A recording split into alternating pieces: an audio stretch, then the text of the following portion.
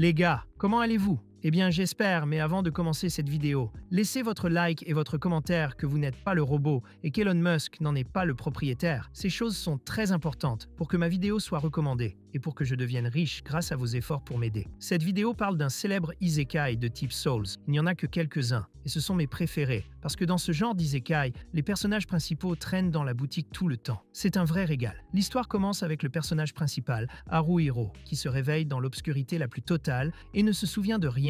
Pas même de la façon dont il est arrivé ici. Soudain, une porte s'ouvre, il en sort et rencontre un groupe de personnes tout aussi confuses que lui, qui regardent dans le ciel. Tous remarquent un groupe de gardes un peu plus loin, qui les dirigeant vers une petite taverne tenue par un utilisateur de cabine, qui se présente comme Bri, une abréviation du nom Brittany, qui en japonais se traduirait par Burriton. Il souhaite la bienvenue à tout le monde et leur explique que ce monde est connu sous le nom de Gringa. Le type aux cheveux blancs lui demande de se taire et de lui expliquer ce qui se passe, et ajoute à son arrogance en lançant quelques insultes homophobes à Bri. Mais Brittany riposte immédiatement en prenant un poignard et en le lui mettant sous la gorge, tout en disant qu'elle déteste les hommes arrogants. Même après cela, Randy défend son point de vue, en le défiant et en disant qu'un cerf appartient au placard. Après ce petit bras de fer, Brittany décide de le laisser partir et leur donne tous leurs objets initiaux, un badge, un peu d'argent, et les laisse se débrouiller seuls contre les monstres. Le lendemain, Haruhiro finit par rejoindre les joueurs qui n'ont été sélectionnés dans aucun groupe. Ils font tous de Manato leur chef et décident de rejoindre différentes guildes. Haruhiro finit par rejoindre la guilde des voleurs où il rencontre sa belle enseignante Barbara. Après 7 jours d'entraînement insensé où Haruhiro pouvait voir de belles choses mais était également effrayé en permanence, Haruhiro devient finalement un voleur complet. Moguzo devient le tank du groupe, Rantan, la cabale sombre, Ayumi, un chasseur, Hachihoro, un mage, et enfin Manato, qui devient prêtre. Et quelques jours après la formation, Haruhiro et son groupe poursuivent un gobelin, et lorsque Rantan tente de l'attaquer, il finit par être bloqué. Le gobelin rend le coup, attaquant Rantan sans pitié, le repoussant à chaque coup, forçant Haruhiro à intervenir avec sa propre attaque, alors que Rantan lui dit de tuer le gobelin tout de suite, ce à quoi Haruhiro répond en disant qu'il va planter son épée ailleurs, quand soudain une flèche le manque de peu. La flèche a été tirée par Ayumi, qui était en fait l'archer du groupe, alors que le chef du groupe, Manato, leur demande de rester sur leur position et de n'utiliser que leurs armes à courte portée. Entendant cela, Moguzo tente d'attaquer le gobelin, mais son épée géante se coince dans un arbre, et le gobelin ne manque pas l'occasion d'attaquer. Il s'enfuit. Soudain, le gobelin se retourne et voit Chihoro, la mage waifu du groupe. Il lui fonce dessus plus vite qu'un dealer fuyant la police et l'attaque avant qu'elle ne puisse se défendre avec sa magie. Heureusement pour elle, le fan de Berserk arrive et la sauve de l'attaque du gobelin, mais elle se met à pleurer à cause d'une égratignure, étant plus forte que moi qui ai peur des injections. Manato la soigne rapidement et fait ensuite son discours, expliquant à tout le monde que c'est une question de vie ou de mort et que s'ils faiblissent, ils seront tous battus à plate couture par les gobelins. Le discours de l'homme maudit leur donne un élan mortel et ils se préparent à se battre. Hanta n'arrive pas à croire que les gobelins sont censés être les monstres les plus faibles du monde, tandis qu'Haruhiro réalise qu'à ce stade, ils sont encore plus faibles que les monstres les plus faibles et ils sont obligés de fuir. Le lendemain matin, Haruhiro se réveille à l'aube et est immédiatement harcelé par son colocataire, Hanta, qui lui dit que même un reste d'avortement n'est pas aussi inutile que lui. Ils commencent à se disputer au sujet de l'avortement, mais sont vite interrompus lorsque Manato ouvre la porte et leur dit de descendre, car du café éolien en conserve leur a été servi pour qu'ils puissent manger. C'est à ce moment-là que Haruhiro se souvient qu'il aurait dû préparer de l'air frit pour tout le monde, mais Manato lui dit de ne pas s'inquiéter, car leur nourriture n'est qu'imaginaire. Ils descendent les escaliers et s'assoient tous les 6 dans une cour pour prendre leur petit déjeuner. Manato leur demande s'ils se sentent bien, puis leur dit qu'ils doivent retourner dans la forêt et essayer de tuer un gobelin. Il leur dit qu'ils ne peuvent pas faire face à 2 gobelins et leur suggère de trouver un seul gobelin et de le vaincre. Hanta ne semble pas être un grand fan de cette stratégie, car il veut gagner autant d'XP que possible, mais il est tout de même d'accord, car ils sont trop faibles. Ils se rendent donc dans la jungle, et alors que le soleil se couche, Ayumi aperçoit 4 gobelins près d'une rivière, qui se détendent et s'amusent tout en parlant de One Piece. Elle pense à les attaquer, mais ils décident de ne pas le faire, car ils ne peuvent pas affronter 4 gobelins intelligents en même temps. Alors ils rentrent tous pour la nuit et essaieront à nouveau le lendemain. Cette nuit-là, Haruhiro se réveille pour aller pisser, et il se rend compte que Manato n'est pas à la maison. Alors il sort pour vérifier et le voit revenir à l'extérieur. Manato prétend qu'il est allé chercher des mères célibataires à 4 km de là, mais qu'il n'a dépensé de l'argent que parce qu'il voulait obtenir plus d'informations sur ce monde. Haruhiro lui sert alors du thé à l'herbe, le remercie d'avoir travaillé si dur au nom de toute l'équipe et le salue d'une poignée de main. Après quoi, il passe la soirée à parler de la façon dont ce sekai a été fabriqué par Miyazaki. Le lendemain matin, Ils entrent dans la forêt le ventre vide, et Haruhiro aperçoit un gobelin solitaire en train de boire de l'eau, qu'il signale à toute l'équipe. Ils se préparent immédiatement avec leurs armes et commencent à se diriger lentement vers le ruisseau où se trouve le gobelin. Ils se cachent dans un buisson, tandis qu'Haruhiro ramasse sa dague et se prépare à lancer l'attaque. Mais avant qu'il ne puisse le faire, ce maudit insecte se dirige de lui-même vers le gobelin en l'avertissant. Haruhiro le suit alors que le gobelin commence à courir, mais Ayumi tire une flèche et l'arrête, tandis que Hanta, pour une raison quelconque, se bat avec les arbres. Haruhiro finit par trébucher et tomber sur le bord de la rivière, et le gobelin ne perd pas l'occasion et l'attaque. Haruhiro esquive et tente de contre-attaquer, mais il rate son coup et se retrouve en confrontation directe avec le gobelin. Soudain, il se souvient de son entraînement et entaille le poignet du gobelin, ce qui ne fait qu'accroître la colère de ce dernier. Haruhiro continue d'esquiver et de courir, tandis que Manato demande à tout le monde d'attaquer. Hanta porte immédiatement un coup puissant, mais il manque son coup et reçoit un coup de pied dans le dos. Et lorsque le gobelin tente de l'achever, Manato le sauve. Peu après, un sort est lancé contre le gobelin, mais celui qui l'a lancé est aveugle. Ils encerclent tous la misérable créature, tandis que Moguzo tente de l'occuper. Mais le gobelin recule, avant d'être poignardé dans le dos par Hanta. Le gobelin, comprenant qu'il ne survivra pas, commence à leur crier dessus, ce qui les effraie un peu. Mais Hanta se reprend et l'attaque à nouveau, s'écrasant sur la bête, tandis qu'Haruhiro et Ayumi attaquent également, mais sont repoussés par le gobelin. Chihoro tente à nouveau sa chance, et cette fois, elle touche le gobelin. Mais avant qu'Haruhiro ne puisse en profiter, le gobelin lance sa dague vers Haruhiro, qui est poignardé à l'épaule et hurle de douleur, tandis que le gobelin se précipite et se tient au-dessus de lui, prêt à lui infliger une mort rapide. Mais au dernier moment, Haruhiro poignarde le gobelin au cou, tandis que Hanta le repousse et que Moguzo lui assène un coup mortel à la tête. Tout le monde est choqué par ce qui vient de se passer, et Ayumi se précipite vers Haruhiro pour l'aider à retirer la dague, avant que Manato ne le soigne rapidement. Hanta commence immédiatement à chercher quelque chose de précieux dans le corps de la créature et trouve une pièce d'argent dans son cou, quand soudain le gobelin commence à s'enfuir. Mais Hanta le suit, le poignardant sans arrêt pour s'assurer que cette fois, il est bien mort. Une fois que c'est fait, il tombe par terre et commence à pleurer, tandis que Haruhiro remarque que ses mains tremblent complètement à cause de toute cette violence. Après cela,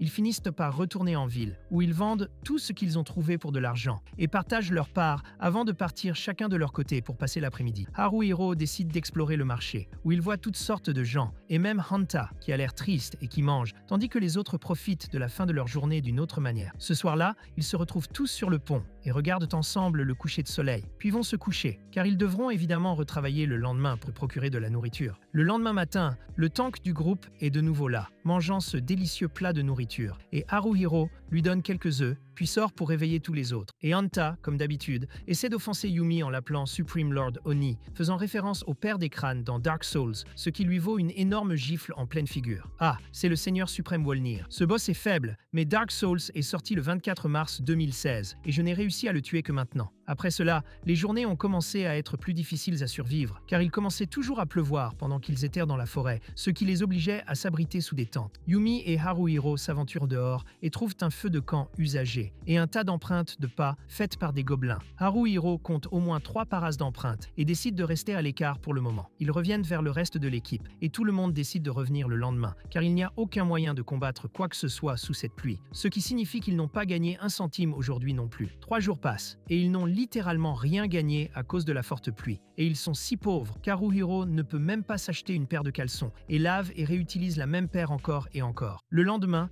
ils se rendent dans une ville voisine qui est en ruine totale. Mais la bonne chose est que les gobelins ne sont pas très vigilants, ce qui fait d'eux une cible facile. Haruhiro sort et trouve un gobelin endormi dans une maison abandonnée. Il en informe le groupe et ils sortent tous pour faire honneur à la tueuse de gobelins. Ils se mettent en position et Hunter s'approche lentement d'un gobelin et le poignarde dans le cou, le réveillant. Le gobelin hurle et tente de l'attaquer, mais Manato le frappe rapidement au visage, puis à la tête, l'achevant. Ils finissent par obtenir une grande quantité d'objets du gobelin, ce qui remonte grandement le moral du groupe. Mais Manato dit qu'il est trop tôt pour se réjouir, car ils doivent encore rentrer sains et saufs. Depuis ce jour, cette ville en ruine est devenue leur lieu de prédilection, car ils y rencontrent souvent des gobelins faciles à tuer, mais ils sont parfois obligés de se battre à découvert. Ils ont aussi rencontré des groupes de 4 à 5 gobelins, mais il était hors de question de les combattre. Ils les évitaient donc et continuaient à se concentrer sur les gobelins solitaires et inexpérimentés. Bientôt, ils commencèrent à accumuler du capital, et finalement Haruhiro obtint assez d'argent pour s'acheter des sous-vêtements. Hanta et Moguzo dépensent leur argent en nourriture et ramènent même beaucoup de nourriture à la maison.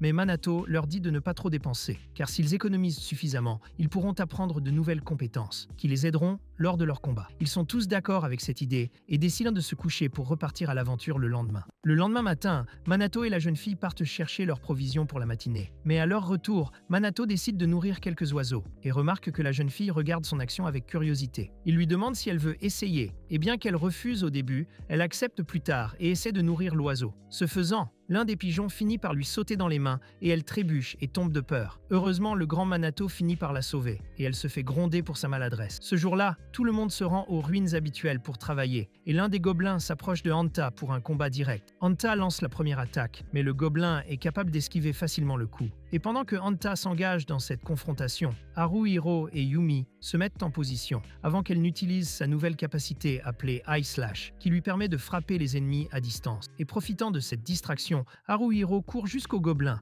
et esquive son coup avant de le poignarder dans le dos, éliminant complètement ce gobelin. Cela fait, Yumi commence à nettoyer ses armes, tandis que Hanta commence à piller le corps du gobelin. Mais il y a encore beaucoup d'autres gobelins dans la zone, alors elle utilise immédiatement sa nouvelle capacité appelée Shadowbind et la lance sur l'un des gobelins qui ne se doute de rien. Ce dernier reste bloqué sur place, avant d'être frappé à l'épaule par Manato, qui lui brise le bras, et Hanta termine le travail d'un coup sec, tandis qu'Izumoguzo est lui aussi impliqué dans un combat, dans lequel il a l'avantage total grâce à sa grande force. Il frappe le gobelin à la tête avant d'utiliser son attaque spéciale qui envoie le monstre contre un mur, puis Hanta lui saute dessus pour l'achever. Ils ramassent le butin qu'ils ont trouvé et s'assoient pour déjeuner après une matinée de chasse très fructueuse. Maintenant, ils parlent tous du chemin parcouru en tant qu'équipe, du fait qu'ils travaillent enfin ensemble pour vaincre leurs ennemis beaucoup plus facilement. Ils discutent même de la possibilité d'attaquer de plus grands groupes de gobelins, car ils sont maintenant plus expérimentés et plus forts. Ils se lèvent enfin pour aller chasser. Mais alors que Manato mène le groupe, Haruhiro remarque soudain quelque chose qui brille et saute immédiatement vers Manato, le repoussant au moment où une flèche l'atteint à l'épaule. Haruhiro tombe au sol tandis que Manato court vers lui, mais avant qu'il ne puisse le soigner, le gobelin lance une autre flèche et frappe Haruhiro à la jambe, le faisant hurler de douleur. Il est immédiatement mis à l'abri, mais c'est alors qu'ils entendent les cris des filles et qu'un gobelin géant apparaît. Hanta court immédiatement vers lui, tandis que Moguzo s'occupe d'un autre gobelin. Manato demande à tout le monde de rester en retrait pendant qu'ils se battent, mais ils se rendent compte qu'ils sont largement inférieurs en nombre et qu'ils mourront s'ils ne s'enfuient pas rapidement. Ils se cachent dans les bâtiments et continuent de fuir, jusqu'à ce qu'un certain gobelin se précipite au sommet d'un bâtiment et lance une flèche parfaite qui ruinera toutes les vies de ce groupe. La flèche touche Manato, mais il continue de courir jusqu'à ce que tout le monde atteigne enfin la forêt. Tout le monde respire difficilement, et Haruhiro remarque que Manato a l'air un peu pâle. Et soudain, le gars tombe par terre, et c'est à ce moment que Haruhiro voit une flèche d'arbalète dans son dos. Et tout le monde l'entoure rapidement et essaye de l'aider. Mais Manato est le seul à savoir utiliser la magie de guérison. Il essaie de se soigner lui-même, mais il n'a pas été béni par les axes d'Anime Sekai. Haruhiro lui demande alors ce qu'ils doivent faire. Manato essaie de dire quelque chose, mais il finit par mourir d'une perte de sang excessive sous leurs yeux, tandis que tout le monde essaie de faire des choses inutiles pour le ranimer. N'ayant pas d'autre choix, il l'emmène dans un temple où un prêtre pourrait utiliser la magie de guérison pour le ranimer. Mais rien qu'en regardant Manato, le vieil homme dit qu'il ne peut pas l'aider parce que son ami est déjà mort. Hanta est furieux et menace le vieil homme, tandis qu'Haruhiro lui demande désespérément de tout tenter pour le ranimer. Cependant, le vieil homme dit à tout le monde qu'il n'y a rien à faire et leur recommande de faire des funérailles en bonne et due forme, car ceux qui ne reçoivent pas un enterrement en bonne et due forme deviennent des zombies sous le commandement de l'armée du roi démon. Ils demandent s'ils devront incinérer Manato, et le vieil homme se contente de hocher la tête. Tout le monde est désespéré, tandis que Haruhiro demande à l'homme si cela coûte de l'argent. Et pour leur malheur, le vieil homme répond que cela coûte une bonne somme d'argent, mais que s'ils ne l'ont pas, il paiera, car Manato était l'un de ses meilleurs élèves. Haruhiro lui répond en criant qu'ils paieront les funérailles de Manato, quel qu'en soit le prix, parce qu'il était leur grand ami et qu'il mérite des funérailles dignes de ce nom. Tout le monde pleure la mort du chef d'équipe, qui était toujours calme, posé et contrôlé, et qui veillait toujours à ce que tout le monde survive, quoi qu'il arrive. À la fin, après l'avoir incinéré, il souffle ses cendres dans une belle vallée. Après cela, ils s'allongent tous exactement là où ils étaient, ne sachant pas quoi faire d'autre, car c'est Manato qui avait l'habitude de faire des plans et de mettre tout en mouvement. Mais sans lui, le groupe se sent sans but et complètement perdu. Et Hanta se lève finalement et leur dit qu'il part. Et Haruhiro lui demande où il va. Hanta ne sait maintenant plus quoi faire. Et Haruhiro et les autres restent assis là un moment de plus, tandis que Haruhiro lui-même regarde autour de lui et voit que toute l'équipe est en train de s'effondrer. Ce soir-là, Haruhiro et Moguzo se rendent à la taverne la plus proche et voient Hanta assis seul à une table. Ils le rejoignent pour boire quelques verres, tout en discutant de ce qu'il faut faire, jusqu'à ce que Hanta leur dise qu'il ne veut plus partir à l'aventure, qu'il n'a ni la volonté ni la force d'aller dans la forêt à nouveau pour tuer ses ennemis, et qu'il pense donc qu'il devrait simplement trouver un autre travail. Haruhiro essaie de lui dire qu'il doit être un aventurier et que l'explication n'existe pas. Et à cause de ces mots, Hanta finit par exploser, criant sur Haruhiro. Haruhiro ne se laisse pas faire, et les deux commencent à se crier dessus. Pendant la bagarre, Hanta va trop loin, disant que Haruhiro est la cause de la mort de Minato, et que Haruhiro est celui qui s'est fait tirer dessus en essayant de se défendre. Avant que leur dispute ne s'aggrave, Moguzo se met à crier après eux. Comme lui, qui a toujours été très calme et timide, et qui est maintenant en colère, il leur dit d'arrêter de se battre. Finalement, tout le monde se calme et commence à discuter de ce qu'il faut faire maintenant. Hanta dit qu'il ne croit pas qu'il soit capable de faire cavalier seul, car aucun d'eux n'est aussi bon que Minato. Mais Haruhiro dit qu'ils doivent continuer, car ils ont besoin d'argent pour manger et dormir. Soudain, un homme appelé Kikawa s'approche d'eux. Il dit qu'il les a entendus parler de loin et leur demande comment ils vont. Il lui raconte la mort de leur ami et chef, et il est vraiment désolé pour eux.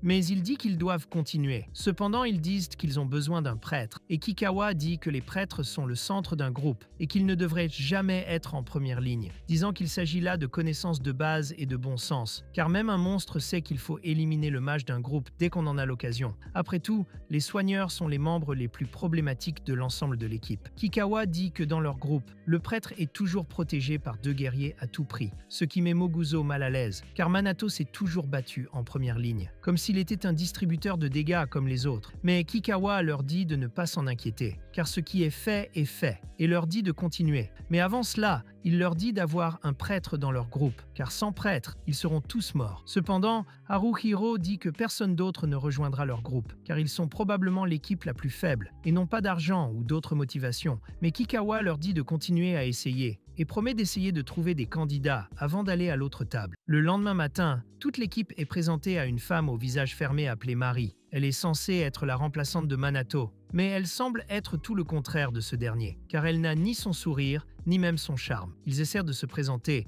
mais Mary n'en a cure et demande où ils vont. On lui dit alors qu'il devrait probablement retourner aux ruines, mais Mary lui dit de se décider avant de parler. Hunter tente de s'interposer, lui disant de changer d'attitude, mais sa nature froide le met mal à l'aise et il se contente de s'excuser, tandis qu'elle dit à Haruhiro de se dépêcher ou elle rentrera chez elle. Et tandis que toute l'équipe est mal à l'aise avec l'attitude totalement antisociale de Mary, ils commencent à nourrir un certain doute quant à sa volonté de rester dans leur groupe. Plus tard dans la nuit, les gars vont à la taverne pour boire à nouveau. Et tout en discutant de la situation difficile dans laquelle ils ont été mis, ils se rappellent combien il a été difficile de coopérer avec Mary, parce que lorsqu'ils ont finalement établi un plan de combat, elle a tout simplement refusé d'aller se battre, disant toujours qu'elle est une prêtresse et qu'elle doit se cacher, et qu'elle ne se montrera que lorsque quelqu'un sera blessé. Hunter a essayé de lui en parler, lui disant qu'elle devait aussi se présenter au combat, mais elle l'a repoussé du revers de la main, lui expliquant sérieusement que son devoir est de soigner les blessures graves et non de causer des dégâts. Quand vint enfin le moment du vrai combat,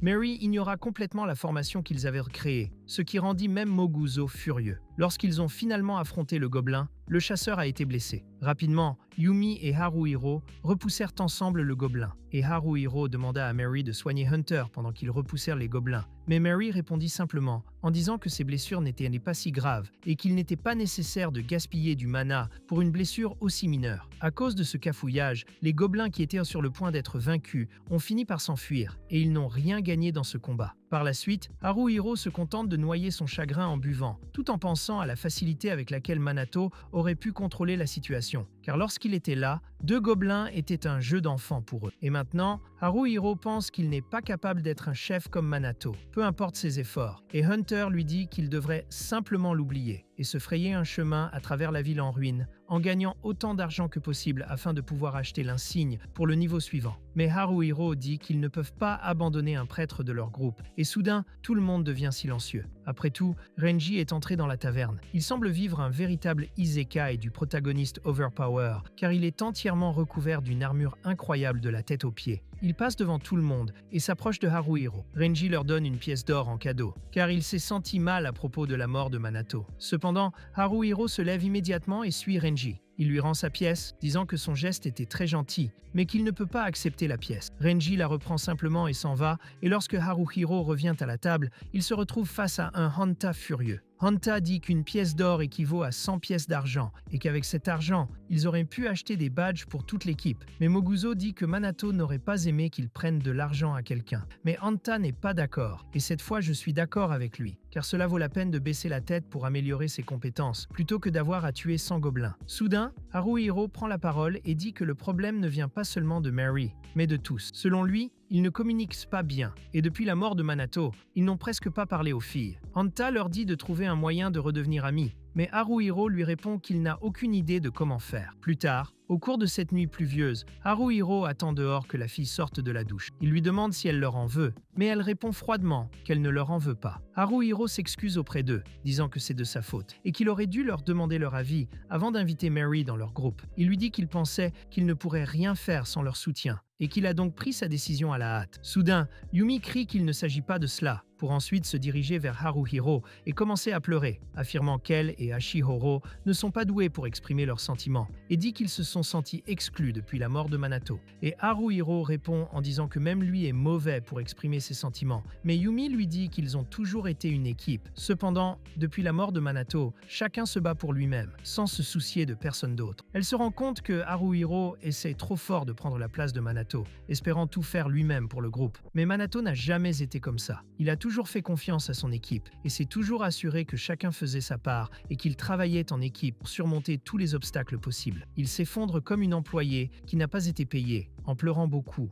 Et cette fois, Yumi commence à le réconforter, en le serrant dans ses bras et en lui disant que tout va s'arranger. Après une longue séance de défoulement, ils s'arrêtent enfin pour se reposer, se câlinant et s'allongeant comme le font les meilleurs amis. C'est comme ça que j'ai rencontré ma femme. Yumi lui dit alors qu'elle fera de son mieux pour devenir l'amie de Mary et qu'elles gagneront certainement dans la vie et rendront Manato fier. Alors qu'elles sont allongées, Ashiharu, la meilleure waifu, ouvre la fenêtre de la salle de bain pour évacuer un peu de vapeur chaude quand elle réalise soudain que Yumi est dans une position très compromettante, car de son angle, on dirait qu'elle essaie de maîtriser le serpent de Haruhiro. Haruhiro devient immédiatement nerveux et commence à lui dire que ce n'est pas ce que l'on croit, mais elle s'excuse, embarrassée, et ferme la fenêtre. Yumi n'en a rien à faire et dit à Haruhiro qu'elle est passée maître dans l'art de séduire et de charmer les serpents, et dit qu'elle pourrait démontrer ses talents un jour. Mais Haruhiro lui dit de s'en aller, car ses yeux sont rivés sur le corps charnu d'Ashiharu, typique des Man Girls de toute façon. Le lendemain matin, ils prennent tous leur petit déjeuner en prévision d'une nouvelle séance de traumatologie et discutent un peu entre eux. Yumi dit que Mary n'a pas été très coopérative, mais elle pense qu'aucune d'entre elles n'a essayé de lui tendre une main chaleureuse et amicale. Alors elle leur dit qu'à partir d'aujourd'hui, elle essaiera d'être gentille avec Mary et d'en faire une amie. Moguzo dit qu'il veut être gentil avec elle, mais qu'elle n'écoute jamais personne et ne guérit jamais personne non plus, tandis que Hunter leur dit qu'il va faire en sorte que la fille tombe amoureuse de lui et qu'ainsi elle essaiera d'être plus gentille avec tout le monde. Tout le monde ignore cet idiot, et Haruhiro leur dit qu'ils doivent prendre les choses lentement, car elle ne peut pas devenir soudainement amie avec tous les membres du groupe, et tout le monde est d'accord. Plus tard dans la journée, ils sortent tous pour la rencontrer, et cette fois, ils la saluent tous, bien qu'elle les ignore au début. Plus tard, elle finit par les saluer à son tour et les suit. En chemin, Yumi tente d'engager la conversation et demande à Mary ce qu'elle a mangé au petit déjeuner. Incroyablement, et même avec un peu d'hésitation, Mary lui dit ce qu'elle a mangé le matin. Elle tente de poursuivre la conversation en lui demandant si elle aime grignoter, mais Mary lui répond simplement qu'elle ne grignote jamais et que c'est là le secret de sa silhouette parfaite. Finalement, ils entrent dans la ville en ruine et se cachent derrière des décombres, après avoir parié sur un groupe de gobelins. Haruhiro élabore un plan et leur dit que Hunter et Moguzo attaqueront en premier. Hunter et Moguzo lancent les premières attaques, surprenant les gobelins, tandis que Yumi et Haruhiro attaquent de l'autre côté. Ils font un encerclement en sandwich. Le gobelin attaque Haruhiro et il parvient à peine à esquiver, tandis que Chihoro fournit une couverture et que Yumi vient en soutien. Ils commencent à attaquer le gobelin et le domon, tandis que de l'autre côté, Moguzo et Hunter finissent par être touchés par leurs adversaires et tentent de battre en retraite. Mais Mary hurle immédiatement sur Moguzo et lui dit de rester et qu'il ne doit pas battre en retraite, car c'est lui le putain de guerrier, ce qui rend Hunter furieux, qui la traite de campeuse maudite. Hunter est attaqué, mais il esquive et repousse le gobelin d'un coup de pied, puis se précipite avec une grosse attaque, poignardant le gobelin dans le cou. Pendant ce temps, Moguzo parvient à remporter le choc des épées et utilise sa lourde lame pour écraser complètement son adversaire, remportant ainsi le combat. Le dernier gobelin est toujours en vie et combat Haruhiro et Yumi, brandissant 2 épées en pensant qu'il est Kirito, ce qui les empêche d'enchaîner leurs attaques. Mais Chihoro intervient avec un sort de liaison sombre et piège le gobelin sur place, donnant à Yumi l'opportunité d'attaquer, mais le gobelin se libère et s'éloigne juste à temps pour être attaqué par Haruhiro, qui passe à travers ses épées et donne un énorme coup de poignard dans le dos, tuant le gobelin sur le coup. Tout le monde semble satisfait de son travail d'équipe, et Mary va maintenant voir Moguzo, qui a été frappé à la tête, et lui demande d'enlever son émo. Il s'exécute et elle inspecte sa blessure, quand son contact le fait souffrir. Elle s'excuse et utilise ses pouvoirs de guérison pour soigner la blessure, l'étancher et la nettoyer. Hunter hurle pour qu'elle le soigne aussi, mais elle lui dit qu'il n'a qu'une petite égratignure qui commence déjà à coaguler, et que s'il veut tellement être soigné, il n'a qu'à lécher sa plaie, ou alors il peut se planter une épée dans le cou, et alors elle devra le soigner. Et c'est à ce moment qu'Haruhiro réalise qu'elle ne va soigner les gens qu'après la bataille, quand la menace a été complètement éliminée, parce qu'ainsi, elle peut utiliser sa baguette plus efficacement. Et c'est après cette analyse qu'Haruhiro comprend un peu mieux ses actions.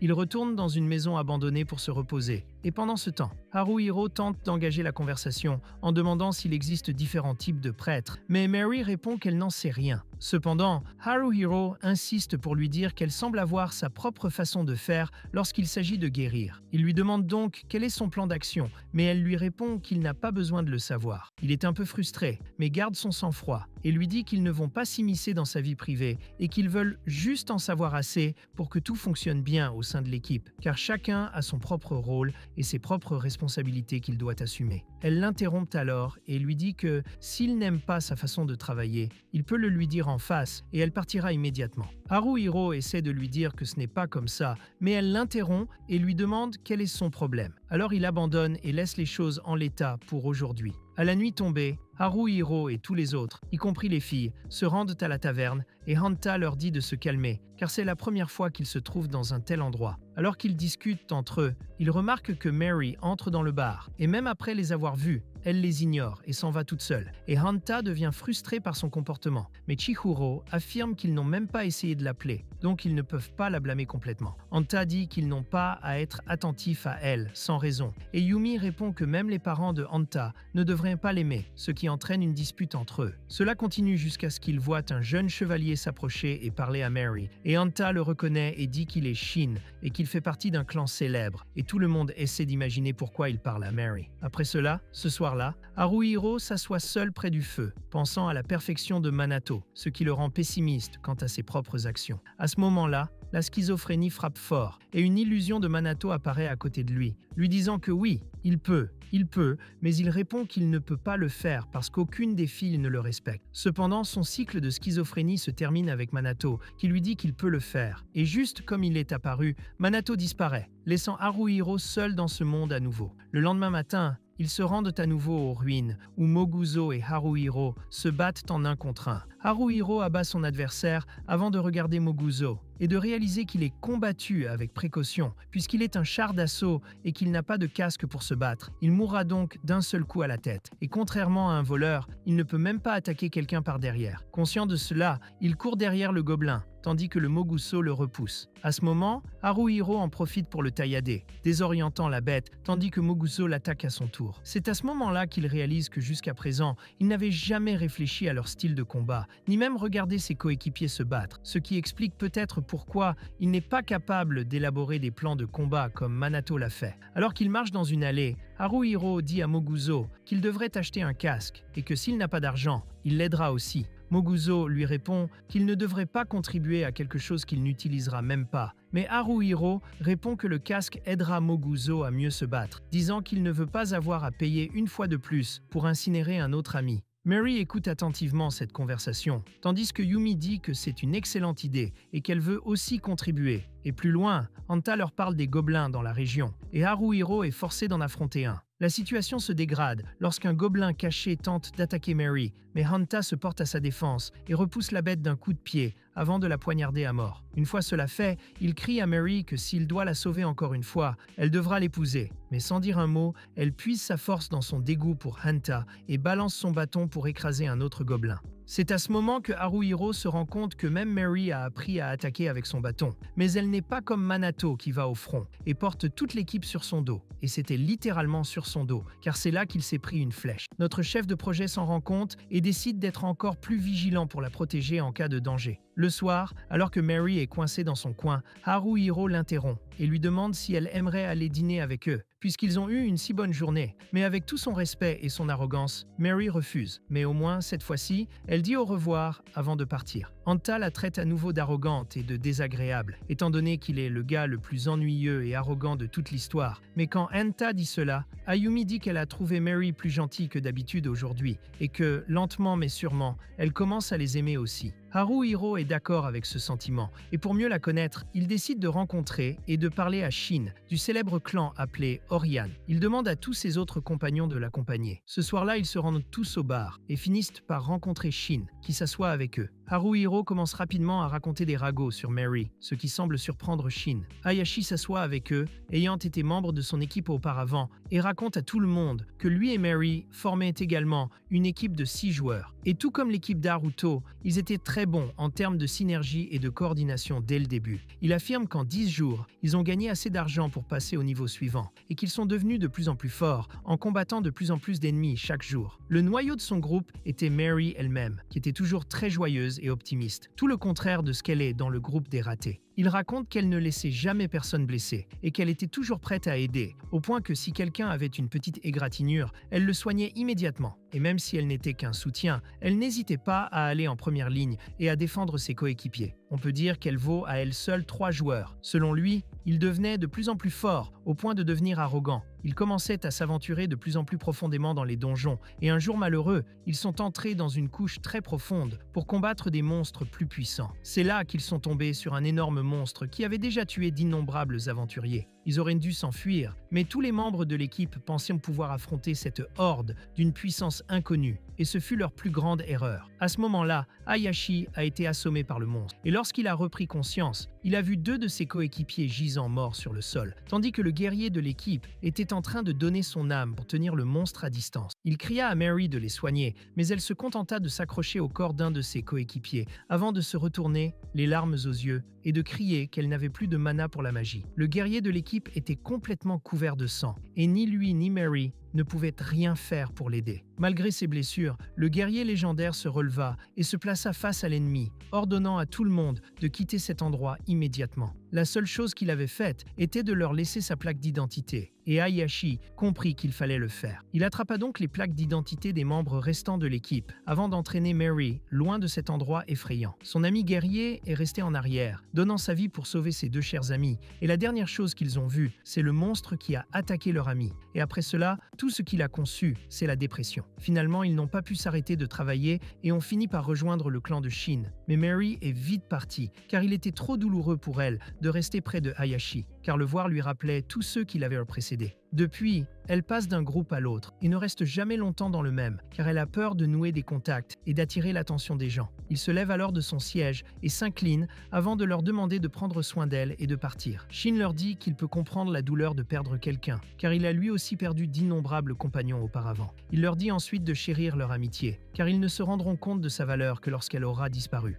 Sur le chemin du retour, Hanta commence à se plaindre, disant que le fait qu'elle ait eu un passé difficile ne signifie pas qu'ils doivent être trop gentils avec elle. Et selon lui, chacun d'entre eux a eu un passé difficile. Et si elle n'est pas prête à faire l'effort de s'en remettre et de se faire des amis, alors il n'est pas intéressé à faire l'effort non plus. Il ne le ferait que si c'était pour Chihiro, parce que son corps est la seule raison de vivre, et Haruhiro est d'accord. À la fin, les filles pleurent et disent qu'elles devraient essayer d'être amies avec Mary, parce qu'elle est traumatisée comme elle. Elles ont toutes perdu des coéquipières. Elles doivent donc apprendre à comprendre leur douleur. Je reviens d'une pause, certains s'en rendent compte, d'autres non. Mais quand ma voix change de ton, c'est parce que je me suis arrêté pour faire quelque chose de ma vie, puis je recommence à enregistrer. Il est impossible d'enregistrer ces gigantesques vidéos d'1 heure et de ne pas s'arrêter pour donner un coup de pouce à Chihiro. La vérité, il faut 5 heures pour enregistrer une telle vidéo. Dans la suite de la vidéo, Haruhiro soutient ce sentiment de vouloir bien traiter Mary, et Hanta ouvre la bouche pour raconter encore plus de conneries, comme d'habitude. Mais personne n'est prêt à l'écouter. Il se plaint alors que personne n'a jamais entendu ce qu'il veut dire et que tout le monde ignore ses idées. Mais Yumi répond que toutes ses idées sont toujours de la merde de chien. Alors bien sûr, ils ignorent tout ce qu'il dit, et cela entraîne malheureusement d'autres bagarres. Pendant ce temps, Haruhiro réfléchit et se rend compte que même un chien comme Hanta ressent des émotions. Il décide donc de se réconcilier avec Hanta et d'écouter tout ce qu'il a à dire, même si 90% des choses qui sortent de sa bouche sont de la merde. Il s'excuse auprès de Hanta et lui dit qu'il sera plus prudent à partir de maintenant et qu'il essaiera aussi d'être un ami pour lui. Mais il dit aussi à Hanta d'arrêter d'être une telle mauviette et Hanta s'excuse enfin d'avoir dit tant de mal de Mary. Il leur demande ensuite comment il devrait se comporter avec la fille demain, ce qui amène même Haruhiro à se demander comment il va tenir tête à Mary, maintenant qu'ils connaissent tous son passé. Le lendemain matin, Yumi et Haruhiro explorent à nouveau la région, alors que le temps est maussade et pluvieux. C'est alors que Haruhiro se rend compte que l'un des gobelins possède la dague qu'il avait laissée tomber le jour de la mort de Manato. Il se met en colère et se dépêche de la récupérer. Mais Yumi le repousse rapidement, juste à temps, pour qu'il ne soit pas remarqué par l'un des gobelins qui patrouillait dans les environs.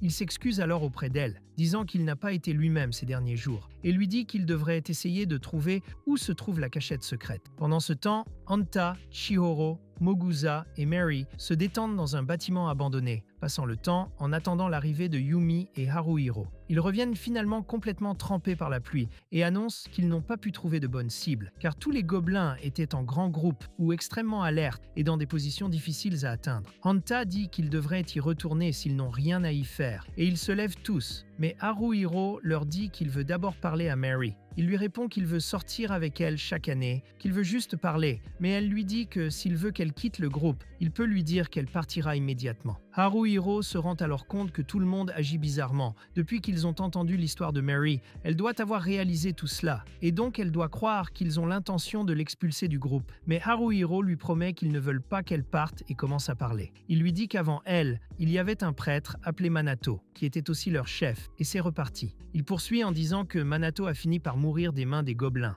ou plus honnêtement qu'il est mort à cause de leur propre négligence, une bande de noobs, et il vous dit que Manato les soignait, causait des dégâts, était le tank, le soutien émotionnel, le chef, le bourreau de travail, le cuisinier, qui les soignait même s'ils n'avaient subi qu'une égratignure mineure. Ce type accomplissait des milliers de tâches à lui tout seul, et malgré tout ce qu'il faisait, il ne s'est jamais plaint de quoi que ce soit et ne l'a jamais fait savoir. Il a porté seul tous les fardeaux et a fini par mourir. Il dit que lorsque Manato est mort, tout le monde a pensé que c'était la fin du groupe. Mais pour subvenir à leurs besoins, ils avaient besoin d'argent, et cet anime a été fait pour qu'ils souffrent face aux gobelins, pas pour servir du café aux autres, pour planter des cultures. Et cela ne peut être que ce que dit le script. Et pour partir à l'aventure, ils ont besoin d'un prêtre, et c'est la seule raison pour laquelle ils voulaient qu'elle fasse partie de l'équipe en premier lieu. Il raconte à Mary qu'à l'origine, dans leur mode racine, ils n'étaient qu'un groupe de personnes ratées, qui n'avaient été acceptées dans aucune des équipes. Alors Manato a décidé de se lier d'amitié avec eux, et a créé ce groupe. Ils sont toujours de bons amis, qui se soutiennent mutuellement, sauf Hunter, dans les moments les plus difficiles. Mary est un peu surprise par cette révélation, mais Haruhiro la choque encore plus en lui disant que peu importe ce qu'elle pense, il la considère aussi comme une amie. Le discours d'Haruhiro est prononcé, et il la regarde en attendant sa réaction. Et son discours fonctionne, car la jeune fille dit cette fois qu'elle les considère aussi tous comme ses amis. Et bientôt tous, y compris Hunter, disent qu'ils veulent être ses amis. Après cela, lorsque la pluie s'est enfin arrêtée pour la nuit, tout le monde est rentré chez soi, alors qu'un magnifique coucher de soleil se dessinait à l'horizon. Juste avant de se séparer, Haruhiro invite Mary à les aider à trouver un casque pour Moguzo. Mais Mary refuse en disant qu'elle ne peut pas venir. Haruhiro insiste et lui demande de se joindre à eux pour le dîner. Mais elle les regarde avec des yeux tristes et dit à tout le monde qu'elle a besoin d'un peu plus de temps pour se réconcilier avec tout cela. Après cela, elle leur dit au revoir et s'enfuit, tandis que le reste du groupe part à la recherche du casque de Moguzo au marché. Ils réussissent à trouver un casque convenable et rentrent chez eux. Le lendemain, tout est un peu plus facile. Les Moguzo peuvent attaquer leurs ennemis sans crainte et ils commencent à se rétablir chaque jour. Le travail d'équipe était devenu suffisamment bon pour qu'ils puissent vaincre un groupe de 4 gobelins sans trop de difficultés. Et en plus, chaque jour, ils se rapprochaient un peu plus de Mary, qui se rapprochait lentement mais sûrement d'eux. Ils commencèrent à se rendre tous les jours dans ces ruines pour chasser les gobelins, et bientôt tout le monde commença à les connaître comme les chasseurs de gobelins, et chaque fois qu'ils allaient au bar, un groupe de personnes faisait toujours des blagues, ce qui agaçait le maillon le plus faible du groupe. Mais Haruhiro disait toujours que les gens ne mentaient pas. Jour après jour, ils continuèrent leur attaque contre les gobelins, et bientôt ils n'eurent plus de mal à abattre toutes les choses vertes qui se présentaient à eux. Et bien sûr, ils continuèrent à améliorer leur équipement, avec l'argent qu'ils parvenaient à obtenir. Les malheureux tuèrent tellement de gobelins que j'ai commencé à les appeler les tueurs de gobelins. et ils gagnèrent tellement d'argent en tuant des gobelins qu'ils purent enfin inviter Mary à dîner avec eux. Et alors que tout le monde riait et était heureux, Mary avait l'air grincheuse et Haruhiro réalisa qu'il ne l'avait jamais vue sourire auparavant. Avec le temps, ils ont pu investir dans de meilleures armures et ont même appris quelques compétences supplémentaires, comme la compétence de pas silencieux d'Haruhiro, qui dissimule littéralement ses pas afin qu'il puisse se rapprocher de ses ennemis. Il possède également la magie de l'ombre, qui endort les ennemis pendant un certain temps. Hunter a reçu la compétence de pas rapide, qui lui permet de créer rapidement une distance entre lui et l'ennemi, puis sa compétence de boost, qui lui permet de se déplacer super rapidement avec une attaque à l'arme blanche, prenant souvent les ennemis au dépourvu. De son côté, Moguzo a investi dans sa compétence de force, qui paralyse les ennemis pendant un court instant. Cette capacité donne à n'importe quel Inuti suffisamment de temps pour achever le gobelin dans cette situation. De son côté, Mary a toujours été quelques niveaux au-dessus d'eux. Elle n'a donc pas eu besoin d'investir dans quoi que ce soit. En plus de toutes les nouvelles compétences acquises, Haruhiro a réveillé une capacité spéciale qui lui permet parfois de voir la trajectoire de sa lame. S'il fait en sorte que sa lame suive cette trajectoire et touche son ennemi, il peut battre ce dernier, quel qu'il soit. S'il a ce petit fil, il peut le vaincre d'un seul coup. Cette nuit-là, tout le monde rentre pour une bonne nuit de sommeil, ayant décidé d'en finir avec les gobelins restants dans les ruines. Après tout, ils sont devenus très puissants et ils pensent de pouvoir les éliminer d'un seul coup et venger enfin la mort de Manato. Le lendemain matin, tout le monde se rassemble pour l'attaque et il y a une dernière conversation de groupe. Haruhiro fait alors un discours sur tout ce que Manato a fait pour eux et promet que c'est aujourd'hui qu'ils vont venger sa mort. Haruhiro dit que la dernière fois, ils ont tous ressenti une immense douleur et il ne veut pas la ressentir à nouveau. Donc ils doivent y rester en sécurité et sortir de cette situation en vie. Mary, quant à elle, se confie enfin, expliquant qu'elle a laissé ses amis mourir dans un donjon, mais qu'elle fera en sorte qu'aucun d'entre eux ne meure cette fois-ci. Tadinya a révélé quelque chose d'incroyable, mais ils ont tous raconté des ragots sur sa vie, des tas de « je ne vais pas perdre la monétisation ici ». Lorsque tout commence, nous voyons que les gobelins semblent passer une journée assez tranquille, certains patrouillant et montant la garde, tandis que d'autres dorment. Certains jouent au Uno et d'autres aux échecs, mais aucun d'entre eux ne se doute que leur journée ennuyeuse est sur le point de se transformer en une journée pleine d'action, au cours de laquelle ils perdront tous la vie. L'action commence finalement lorsque l'un d'entre eux se faufile derrière un gobelin, tandis que de l'autre côté, Hunter et Haruhiro se positionnent près de l'escalier. Pendant ce temps, Moguza, Mary et Chihoro se cachent dans les ruines, attendant l'embuscade. Avant qu'un autre gobelin ne réalise ce qui s'est passé, Haruhiro s'approche de lui et brandit l'arbalète dans son dos, ce qui alerte le chef des gobelins, qui joue aux échecs. Un gobelin vient attaquer Haruhiro, mais il esquive et tente de bloquer les attaques au mieux de ses capacités. Hunter apparaît rapidement et tranche la gorge du gobelin. Moguza, quant à lui, fait irruption par la porte, alertant tous les gobelins qui se préparent et commencent à réveiller leurs troupes. Nos héros commencent à nettoyer systématiquement toute la zone jusqu'à ce qu'ils aperçoivent deux gobelins qui descendent les escaliers. Mais Moguza les attaque immédiatement en écrasant l'un d'eux contre le mur, tandis que l'autre saute en l'air. Heureusement, Chihoro est là pour les couvrir et le frappe avec ses coups d'ombre, ce qui le rend inconscient pour un moment. Et quand il commence à se relever, Hunter utilise son épée pour le couper en l'air, tuant le gobelin. Les gobelins viennent regarder cet animé en mangeant du popcorn, c'est le bonheur. Haruhiro et les autres se dirigent immédiatement vers le dernier étage afin de ne pas donner aux gobelins une chance de se rassembler. Mais un groupe de gobelins utilisant des arbalètes commence à leur tirer dessus, les forçant à se mettre à couvert. Le gobelin en sécurité, qui travaille probablement chez les filles de Job, s'approche et casse la table derrière laquelle se cachait le Moguza, laissant le ciel ouvert, avant de lever sa massue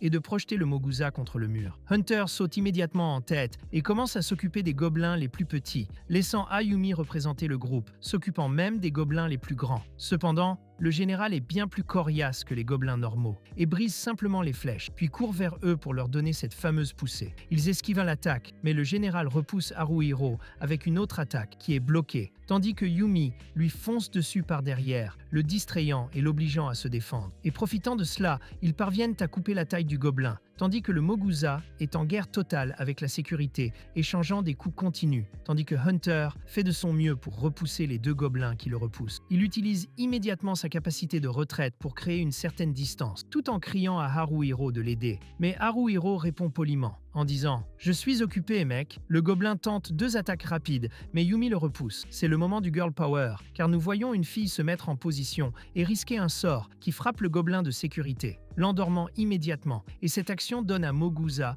l'opportunité de l'achever une fois pour toutes. Mais il se retrouve dans une position difficile au dernier moment, car l'un des gobelins bloque son attaque avec une pierre, tandis que l'autre gifle le gobelin le plus grand pour le réveiller. C'est à ce moment-là que Haruhiro se rend compte qu'ils peuvent aussi comprendre la magie, ce qui est un problème. Lorsque le vent commence à tourner, le général finit par frapper Yumi à l'épaule, et Hunter tente d'attaquer, mais il est bloqué par un autre gobelin. Haruhiro se précipite immédiatement à sa défense et attaque le général, mais ce dernier se met à attaquer sans relâche, et Haruhiro se rend compte que si cela continue, il finira par subir un coup mortel. Heureusement, les secours arrivent juste à temps et changent de position avec Haruhiro. Lorsque le général tente d'attaquer la marée, celle-ci bloque simplement l'attaque, puis le frappe à la tête avec son bâton, donnant à Haruhiro l'opportunité d'avancer et de frapper l'ennemi à la poitrine. Mais ce gobelin-là s'entraîne jour et nuit pour attraper des femmes humaines. Il est donc encore en vie, et Haruhiro tente de le poignarder au cœur, mais le monstre utilise ses mains pour bloquer l'attaque et le frappe avec le dos de sa lance, le repoussant. Il tente de s'approcher à nouveau, tandis que Mare utilise rapidement sa capacité de guérison sur Yumi,